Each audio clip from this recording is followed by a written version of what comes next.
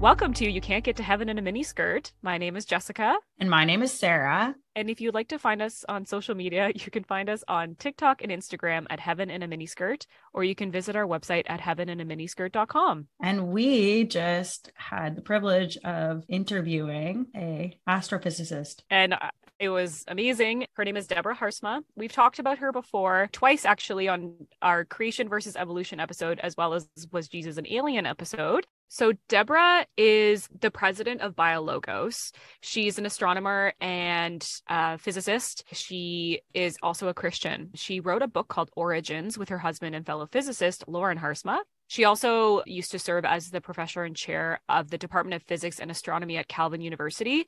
She was really interesting to listen to. She completed her doctoral work in astrophysics at MIT. And so she's so incredibly smart. I couldn't believe that somebody who has a PhD from MIT was willing to talk to me. So that was wonderful. She was really fun to talk to. And so we had an interview with her. And if you need your faith in humanity restored, because I feel like, especially with the pandemic, people have been so polarized and so in their own echo chambers.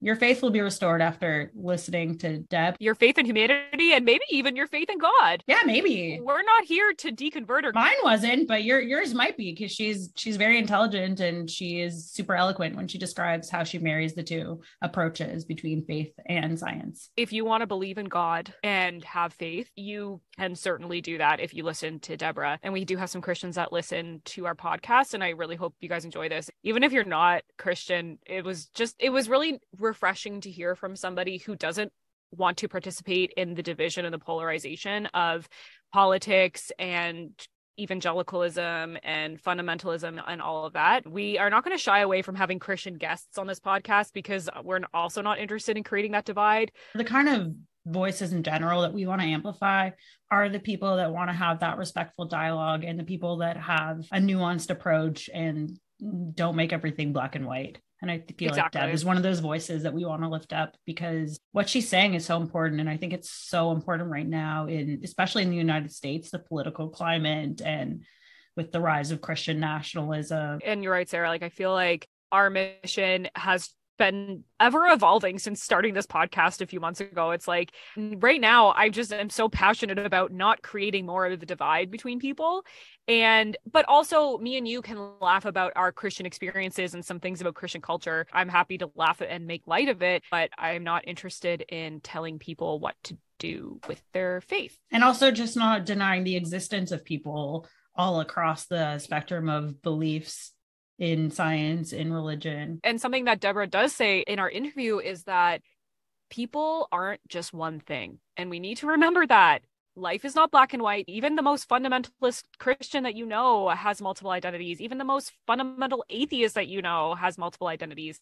And the more we seek to understand each other and look at things from each other's perspective, or even just have conversations that are respectful, I feel like we learn so much. Yeah, that was just a really fun hour of our time. I feel like I could have picked her brain for 20 more hours on such a wide variety of things. So I really hope you guys enjoy, and we will see you in a couple weeks with hopefully a fun episode, and enjoy it, you little flirts.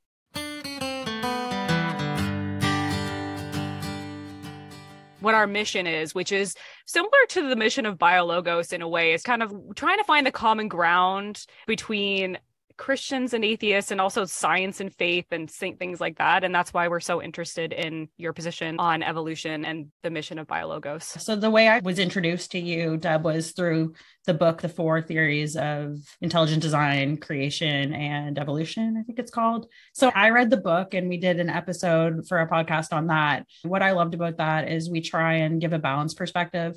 I was raised in the church and brought Jessica into the church with me. And then we both are no longer Christians, but we felt like there's a lot of rhetoric back and forth and there's such a middle ground, and we want to be able to kind of show every different view. And so our podcast it's not a deconversion podcast, but we kind of are looking into issues in Christianity through a lens of people who have deconstructed, but we're open to sharing all kinds of different points of view. And we felt like we had a lot in common with kind of your approach that you take as well. And we found it really fascinating and thought that listeners would be interested to hear how your experience as a scientist who has faith and the mission of Biologos, which I think it's super important, especially now where there's all kinds of anti-science rhetoric within certain sects of Christianity, and people seem to be so polarized. And we want to just have those conversations and find the things we have in common, even if we don't necessarily agree 100%.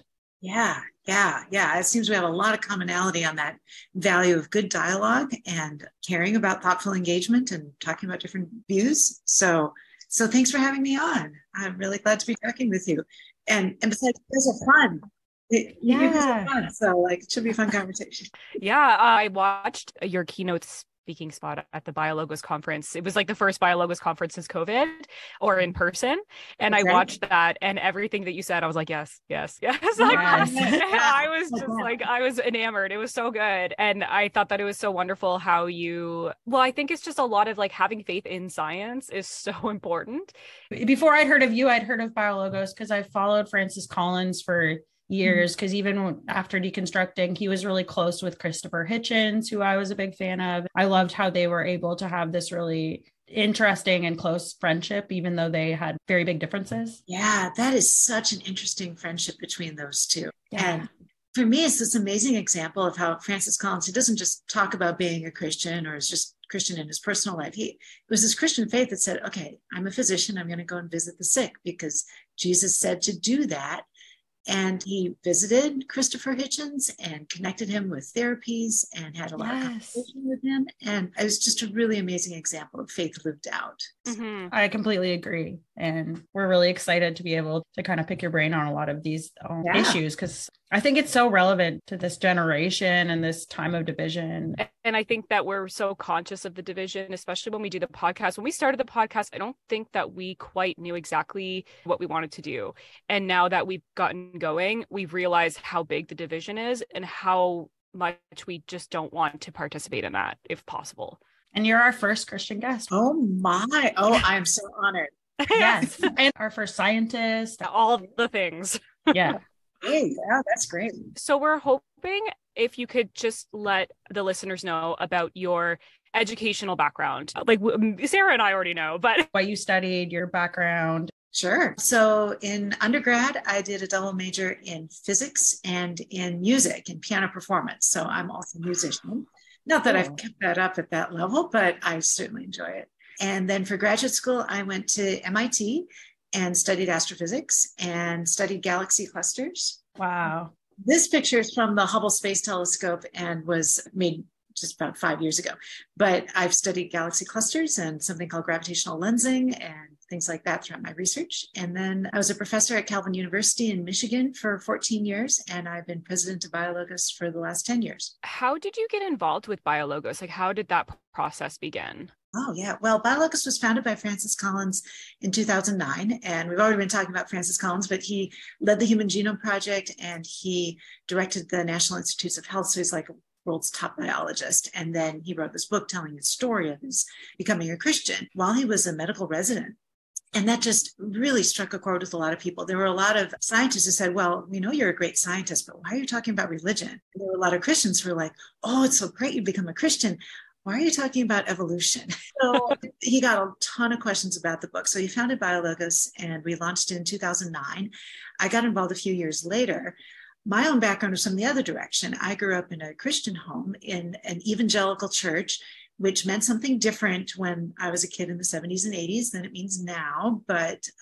So we can talk more about that if you want. And I always loved science, but I had to get my head around age of the earth, evolution, those kinds of issues, because those were, in my childhood church was wonderful, but those were issues that were problematic. So yeah, how did I come to be at Biologos? So ever since I worked through those issues myself and came to see how I could see the Bible as God's authoritative word, I still hold to that. And I could see how that could fit with science. And then I just became really passionate about wanting to share that with other people. So I've done a lot sharing that with speaking in churches, speaking with students, all sorts of things. And so when Biologos got going, it was natural to get involved and get to do that even more. That's an interesting point that you made about the evangelical church being different in the 70s. Are you able to expand on that? We're from Canada. There seems to be more of a separation between religion and politics. Like our politicians never mention religion, even if they are Christians or atheists, but that seems to be the hallmark in the United States. They always mention religion they always mention God, whether they're religious themselves or not. So, yeah. And in a way that for me, as somebody who believes in God, that kind of cheapens it. They just say, oh yeah, prayers and God bless you. And I'm like, well, what do you really mean that? I grew up in a denomination called the Evangelical Free Church. And it was a wonderful church. I learned that God loves me and I learned to love God. The evangelical then, going back further, in the early 1900s, there was a division in the church between the progressives who were viewing scripture as very much a human book, and these were a bunch of human people writing and kind of taking it apart. And then there were the more conservatives saying, no, this is the inspired word of God. And they ended up splitting, and evolution ended up being a touch point for them, but there's a lot of others, fracture points. And then along came Billy Graham in like 40s and 50s and said, okay, we don't have to bifurcate this way. It is possible to have a high view of scripture, but also have compassion for the poor, to bring together a thoughtful engagement with faith and live it out. And like founded Christianity Today. And there were several other organizations founded then, and they kind of split. So that was called evangelical, was this moderate middle between the more progressives and then the fundamentalists. So I grew up in the world where evangelical, those were the thoughtful moderates, and fundamentalists, those were the more extreme, like, I'm not fundamentalist, I'm evangelical. Because it's like evangelical and fundamentalists are synonymous now. And now you hardly ever hear the word fundamentalist anymore. So in my evangelical upbringing, it meant we were at church Sunday morning, Sunday night, and Wednesday night every week. And also a huge emphasis on evangelism. And that wasn't, I don't know if unhealthy is the right word, but it wasn't very well balanced.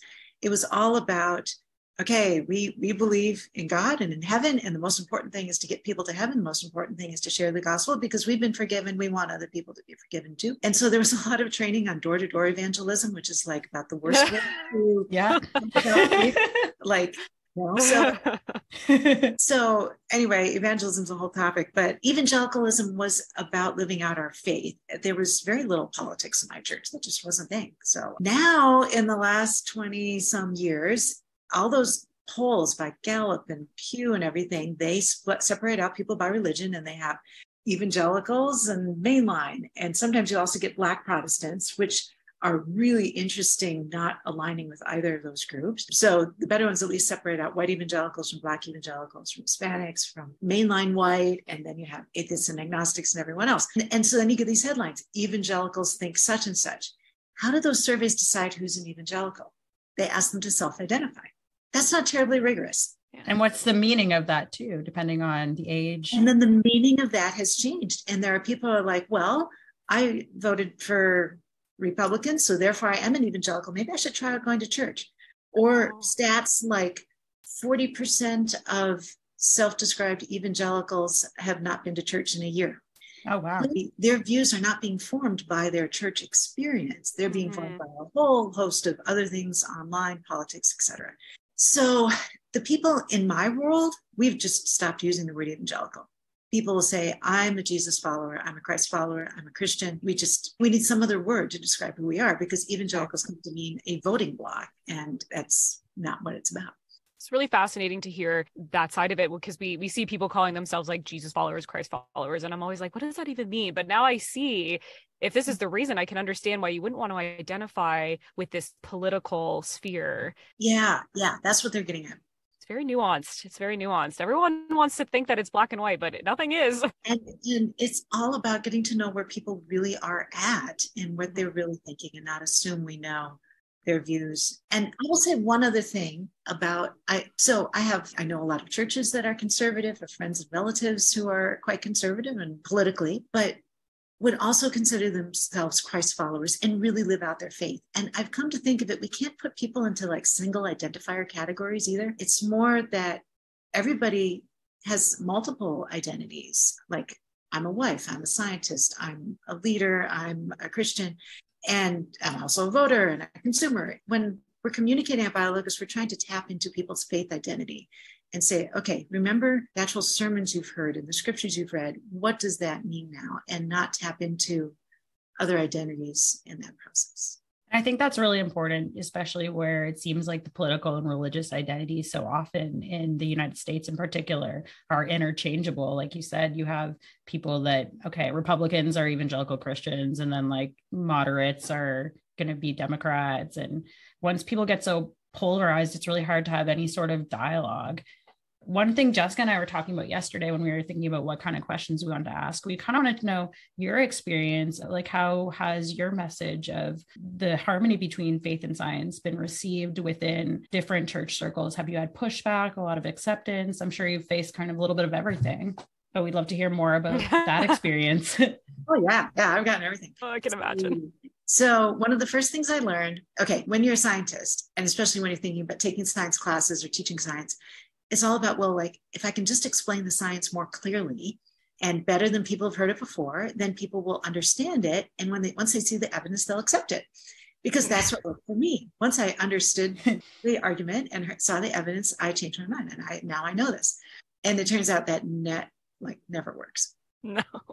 So I learned that through experience pretty early, and realized if I was going to be talking with my fellow Christians, I needed to start by talking about faith, because even in the 90s and in the aughts, before things got even more polarized recently, even then, most Christians didn't have an idea of what it meant to be a scientist.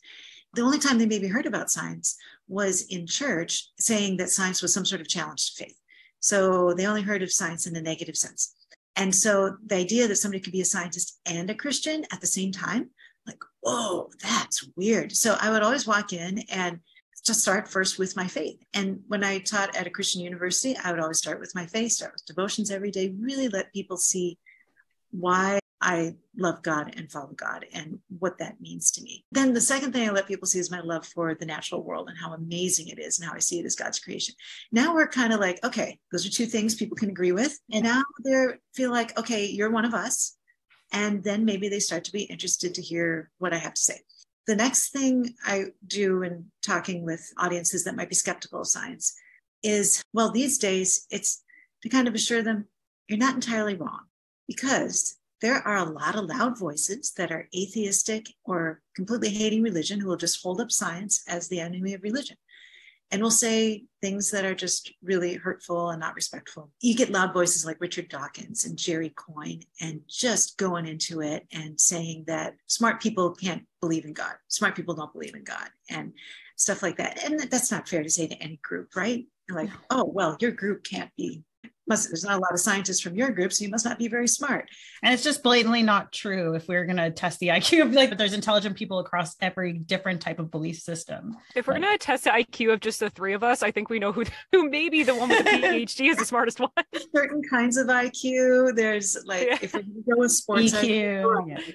Yeah. Anyway, so in Christian communities, when they talk about having concerns about science, and I was just talking with somebody yesterday, I was like, I'm not sure about science. And he was being very friendly with me. And I think concerns arise from some of those things. So I assure audiences of that. Okay, like I know what's making you worried.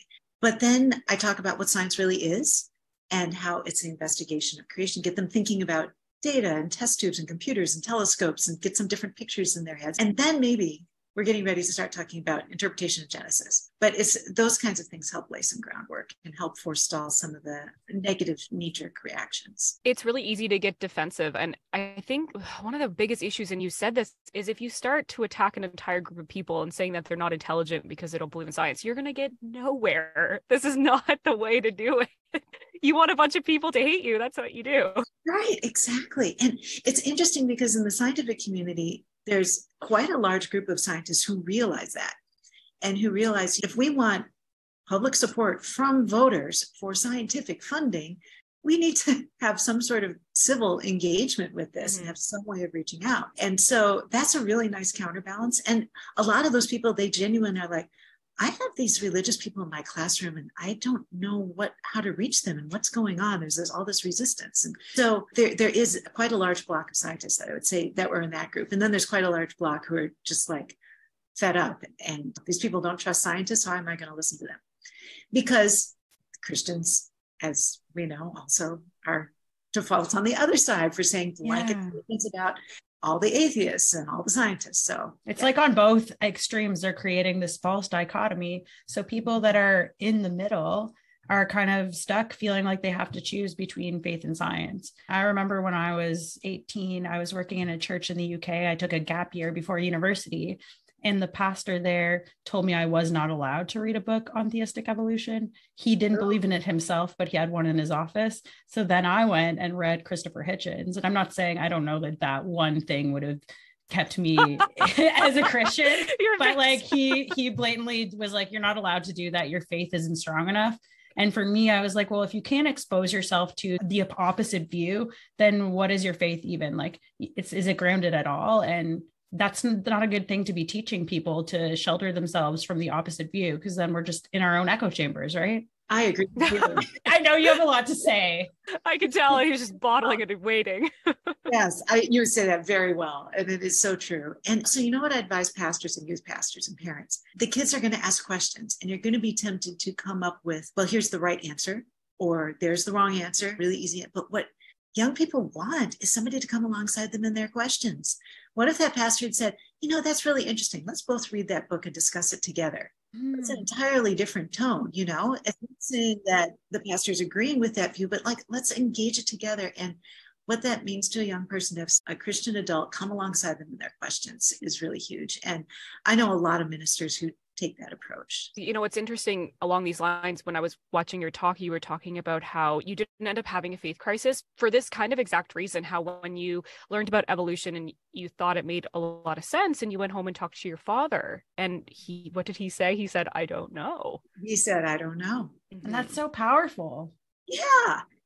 And he doesn't even remember that anymore. No. But, and it wasn't like some tactic he was using either. It was just a genuine, they had realized there were some issues that were at the core of our faith where we do know, we need to be certain. And then there's other things, a whole lot, where we aren't going to always know. And it was a really useful lesson for me, because I really wanted to make it black and white. I just wanted those clear lines, that definitive, because it feels safe in a lot of ways. You just want to know what's the right thing. I was very much that kid. So to have someone say, it's okay to not know, it really meant a lot. And it's okay if we disagree on certain things. That was a lesson a little further down the road. Yeah. In my experience, like, I wonder if I had someone that wasn't so black and white and you're not allowed to read that, and who didn't get so triggered by me asking questions. And so that's something that I always found a little difficult, especially being a woman in circles. I'm sure that you ran into this in being in the minority of astrophysicists, I assume. Oh, yeah. And in faith circles too. I'd be curious to hear like your experience as a woman. Yeah, that's interesting on both sides, women in faith and women in science. Yeah. So in faith, I had a pretty good experience. Now, I've heard a lot of people who've had some really awful stories out there. Fortunately, I never experienced abuse or harassment. I got a lot of respect and support, actually. I think I was fortunate. Well, as an adult, I found churches that really valued women leaders. My church right now has both men and women for elders and for pastors. To see the gifts of my fellow women being valued and of men being valued and being able to work together on lots of things, it's a really rich working environment. So that's great. In science, wow, a first-year graduate student, there were a lot of incoming physics graduate students at MIT, 50, and 3 of them were women. Oh my gosh. And there was a woman straight from mainland China who didn't have good English yet. And there was a woman who, in our first conversation, told me that she had been camping that summer with her boyfriend doing LSD. Great. You're like, where do I fit here? Yeah. I had just come from a Baptist Christian college. So this was like, okay. That's a lot to take in right away. I get that. I'm like, this is not going to be my new best friend. And so I found InterVarsity and found a lot of friends, both men and women there. Do you know what that is, Jessica? No. InterVarsity Christian Fellowship. It is. So yeah. Please stop me if I drop me Christianese, please. I got it. I'm the translator always. So InterVarsity, and there's a few other groups, they run clubs, Christian clubs at universities. Like Youth for Christ when we were in high school. Oh, okay. Yeah, like Youth for Christ. This is the college version. They have a graduate version too, which I was involved in. So, and those groups, like churches, some can be great and some not so good, but I was in a good one and actually met my husband there. So I quickly learned to be in physics, just in my physics program, often one of the only women in the room, but usually there was one or two others. I was in a good research group. So I generally had a good experience. And as a professor, I felt very respected. I was chair of my department, able to be on some significant committees on campus. So I've had a good experience. And when the Me Too movement started with people sharing their stories, I'm like, oh my word, it's still that bad? I really thought that sort of thing didn't happen anymore. And me too. For someone who has experienced sexual harassment in the workplace, I was even shocked. And I was experiencing it at the time of Me Too. But I was like, that's crazy. I can't believe this is happening, even though it was happening to me. It's you don't expect it, I guess. You don't expect it to be that rampant. Oh, yeah. I'm glad you had a positive experience, though. Yeah, I really did. So, so I'm grateful for that. Did you face like any challenges when you were trying to what were your biggest challenges when you were trying to reconcile evolution and Genesis? And how did you work through that? What's your understanding now? And how long did that reconciliation take? It took several years. Yeah. So we mentioned already that story where I was a high school student talking to my dad about it. And he said, I don't know. And I promptly put it on the shelf. I'm like, I don't have to deal with that challenging issue.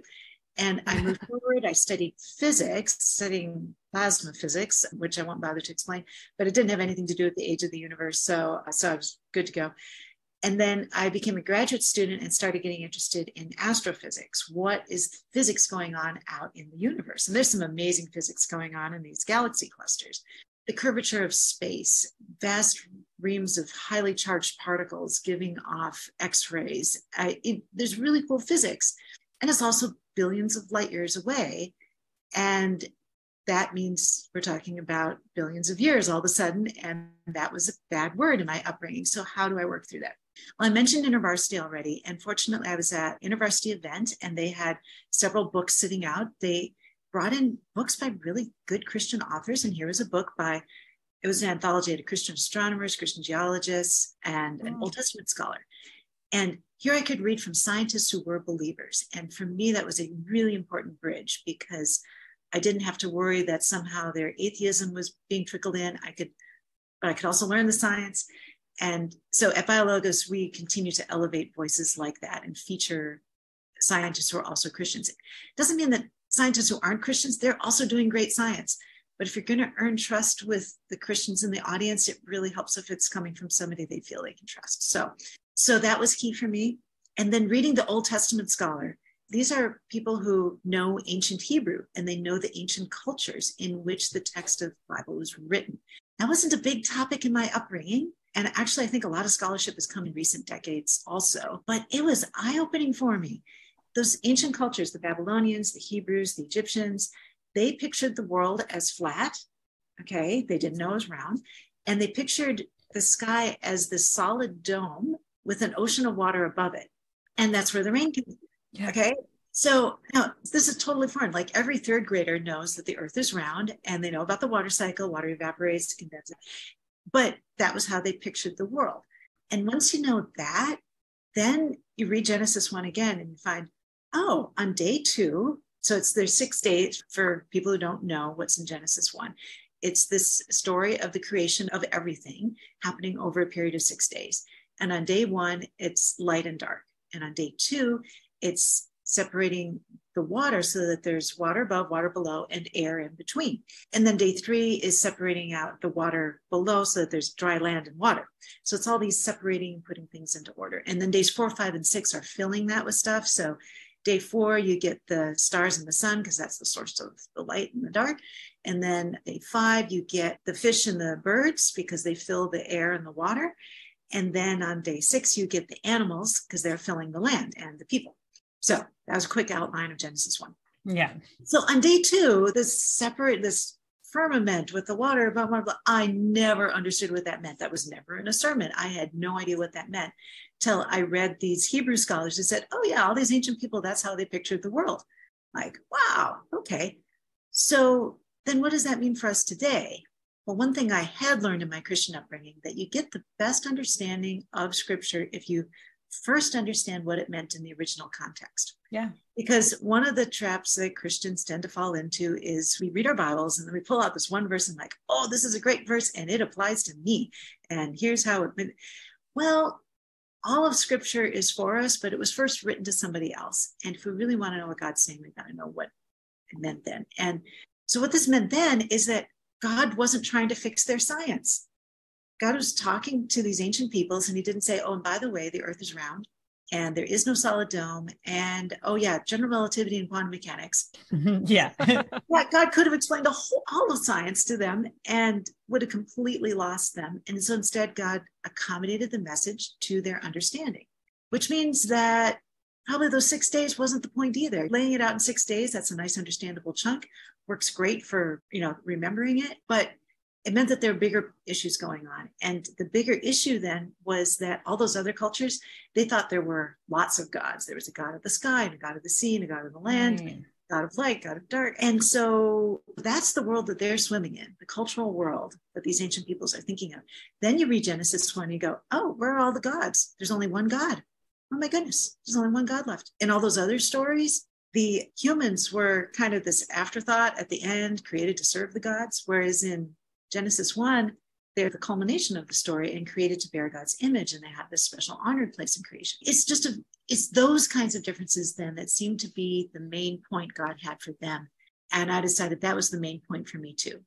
If God wasn't trying to put science into Genesis 1, I shouldn't be trying to get science out of Genesis 1. I should instead look at the main points there, which were that creation is good and there is one sovereign God, and humans have an important role to play in caring for that creation. It's interesting, the point that you made earlier, how you said that you were looking for the black and white answer. And I think that really is human nature. We want certainty. It feels so good. But what I really respect about you as a scientist and as a human is that you're okay with not knowing everything. And I can see with the story of Genesis that you're okay with the nuance of the reasons why Genesis was written the way that it was written. While you're here, I'm just so excited to ask some philosophy questions. I minored in philosophy in my undergrad, and I had this wonderful professor who was actually like an older creationist and didn't believe in evolution, but he taught a lot of courses and we had so many different views within the class. And this was as I was deconstructing and actually leaving my faith, but it was such a great forum because all of the dialogue was thoughtful and respectful. But one of the questions that came up, I did a course on if miracles are possible philosophically and scientifically. Ooh. And so with this, I'm curious to know your thoughts. The second law of thermodynamics saying that energy cannot be added or taken away and that it's a constant. How do you reconcile like divine intervention with thermodynamics? I don't know if you have an answer. You'd probably be a millionaire if you did, but yeah. Okay. So a couple of things. So there's the law of conservation of energy, which says that energy can't be added or removed, mass energy. And then there's the second law of thermodynamics, which is about entropy and disorder increasing in processes over time. So those are both really fundamental laws of physics that we see applying across the whole universe. So then how do those fit with miracles? And I do believe miracles happen, and that the miracles in scripture happen. So the way I view it is I come from the starting point of God as creator. So if we grant that there is a person behind the universe and that person is sovereign, well, then you look at the universe and say, well, that person must also be pretty intelligent because there's this incredible mathematical rigor and beauty to it. So there's this intelligence behind it. And there's also this incredible consistencies. Those laws are the same everywhere in the universe, but it's still the person doing those laws. So there's actually passages in scripture that talk about God pointing to the fixed laws of heaven and earth as a sign of God's faithfulness. So that consistency, in my belief, fits with the character of God. But it's still a person, and a person can choose to act differently whenever they want. And so if God decides to do a miracle, he can do a miracle. And it is going to violate the laws of second law of thermodynamics and laws of conservation of energy, because when we say law, it's a consistent pattern we've seen throughout the universe. It's not that it rests within this larger context for me. And God can choose to do something different anytime and does at times. Yeah. Okay, that makes sense. That makes sense.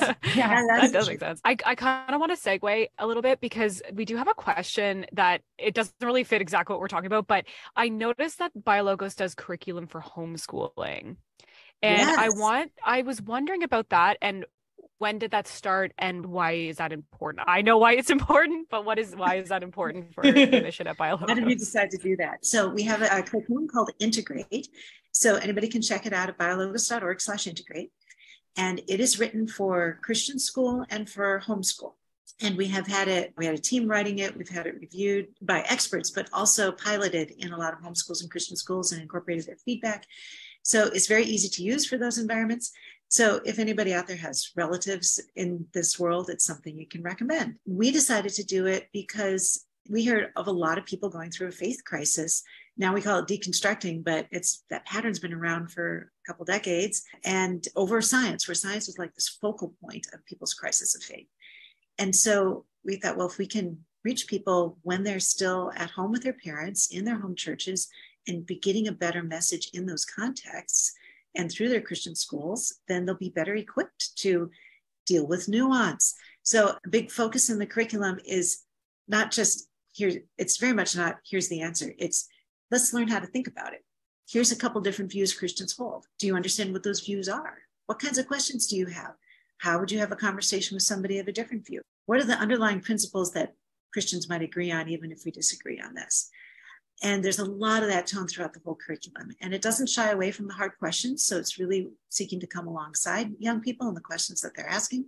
And yeah, it's great. That's really fascinating because this goes for Christians and non-Christians. I feel like there maybe isn't as many critical thinking skills being taught to children. And that's in public schools, at homeschool, it's everywhere. And same with me. I think the only reason I learned that was in my undergrad was any kind of critical thinking or learning how to debate. And the fact that you're doing that is amazing. I wish that every curriculum had that, how to ask the hard questions and giving the nuanced answers for science. But I think having some sort of philosophy or religious education class where you talk about different points of view, because it comes up. And now, even like as a parent myself, my daughter came home yesterday and was like, oh, some people are doing Ramadan. Can we do it? And it was like, so I was kind of explaining like there are different religions and different beliefs. And so I think, I think it's so valuable that people can have that exposure to different views. And I think that sometimes that's often missed in the super Christian homeschooling communities, because it's kind of, you don't have that outside exposure to people who don't think exactly the same way, because it's also curated by your parents and your church leaders. And often the motivation is to protect your children. Yeah. I don't doubt that it comes from like a pure sort of, motive. Yeah. Well, yeah, it's a good motive in a way, but it's also not a very far-sighted one, because how will these children navigate the world once they leave that bubble? So they need some equipping while in that bubble.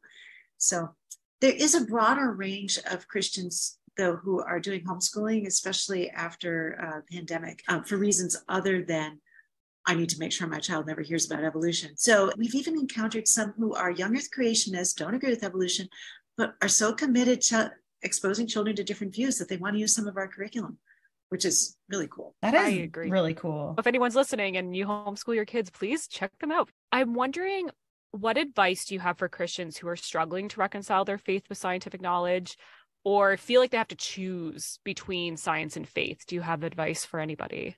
That's a big question. Yeah. Well, huge question. So don't give up on either, I think is my first answer. It's when everybody on both sides says that Christianity and science can't go together, it's really easy to just accept that and say, well, I'm going to pick one or the other, and please don't. It is possible for them to go together. It goes deeply back to the roots of the scientific revolution and the roots of Christian belief. They run together really deeply and well, even though in today's cultural world, they seem to end up on opposite sides of this polarized divide. So for me, I dug deeper into the science and I dug deeper into the Bible when I encountered that tension. And eventually I saw how it could work together. So please keep digging in. It doesn't mean you have to set scripture aside or take it more lightly. It doesn't mean you have to ignore science. You can face both of them and see where they fit together. Second piece of advice is to check out Biologos, because that's what we're doing. Yes.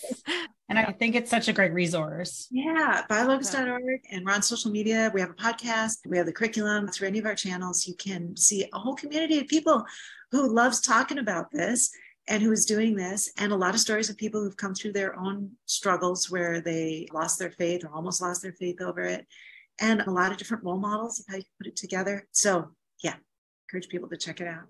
And I know we've kind of talked about the extremes, and I'm sure we could name atheists and young earth creationists that are extreme in creating these dichotomies for people. But what are some good authors that you know of, or good speakers or scientists? Like, I'm thinking on the non-Christian side, I know I like a lot of Sam Harris's approaches. I find that they are more respectful and nuanced. Do you have anyone on the faith side or on the non-Christian side that you would recommend? There's some amazing scientists who are believers. We've mentioned Francis Collins, his book, The Language of God. You haven't read it? Great. Yeah, I have. You guys, yeah. Also, let's see. Who else tells it? There's a lot of great speakers and scientists. So I was just listening to Rosalind Picard. She is an MIT professor studying artificial intelligence and very open about her faith. So very cool. There's Praveen Sethupathi. He's a geneticist at Cornell University. Just wonderful talking about his faith. There's, so many names. Catherine Hayhoe. Catherine Hayhoe is just wonderful. She's very open about her Christian faith and a climate scientist studying climate change and really presenting a message of hope. Her book is, I just really do have these at hand. So she is a climate scientist, Case for Hope and Healing in a Divided World. And she gives a real antidote to either just checking out that some conservatives, checking out happens at both ends. You have some people who are checking out because they don't believe it's real, and some people checking out because they believe it's all too real and think there's nothing we can do. And she's saying, no, hopeful action is possible. So those are a couple of names that come to mind. Great. I will put those books in the show notes so that if anybody's interested. Yeah. And if I think of one or two others, I will. Yeah, just send them off to us and we'll be happy to include them. Yeah, because there's just so much information out there. But it's been so lovely to have you on. And I know we have 6 more minutes. I'm just curious your thoughts on the James Webb's telescope, and if you have what you're excited about, what I should be looking out for that's going to be coming out. Yes, please tell us about that. Yeah. So the James Webb Space Telescope launched in late 2021 and has been bringing in data since last summer. There's beautiful images that you can find online.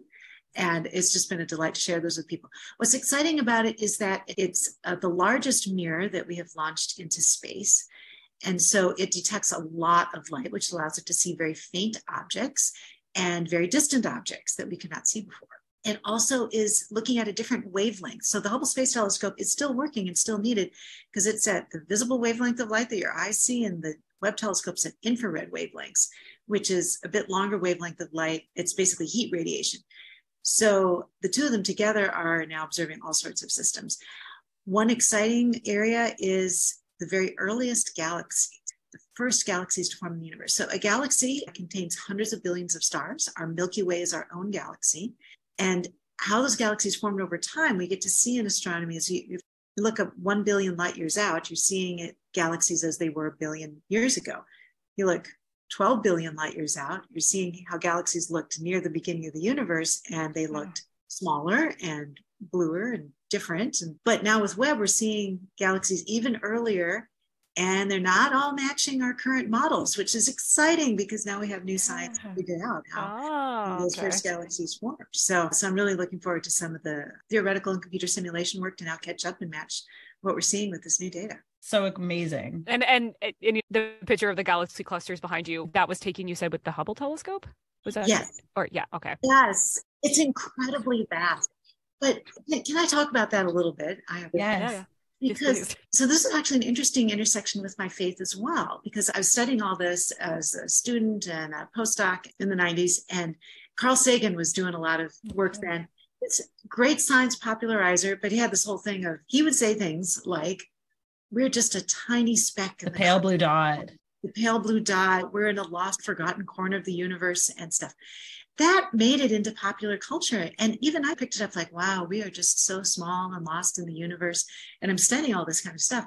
And then I made this connection finally to a passage that I had in the Bible that I'd known all my life, really, that says, as high as the heavens are above the earth, well, that's as vast as the universe is, as high as the heavens are above the earth. And it says, so great is God's love. And you kind of expect the next line to be, well, as high as the heavens are above the earth, so great is God's just greatness. He's just way beyond us, which is true. But it said, how great is God's love? Like, wow. And then the next line is, as far as the east is from the west. So that's, okay, east and west, you kind of think East Coast, West Coast, a 4-hour flight. But actually, east and west, Like that's from one end of the universe to the other, as far as the east is from the west. And it says that's how great God's forgiveness is of our sins. So for me, looking at this universe through the eyes of my faith that I bring to it, I don't see it as telling us that we're insignificant or meaningless or lost and forgotten, but actually it's a sign of how vast God's love is for us and for me, and how much I need God's forgiveness for the things that I do wrong, the times I mess up, and how willing God is to forgive that. So that's a place where what I learned scientifically is actually informing my faith and vice versa. Yeah, and it's really beautiful too.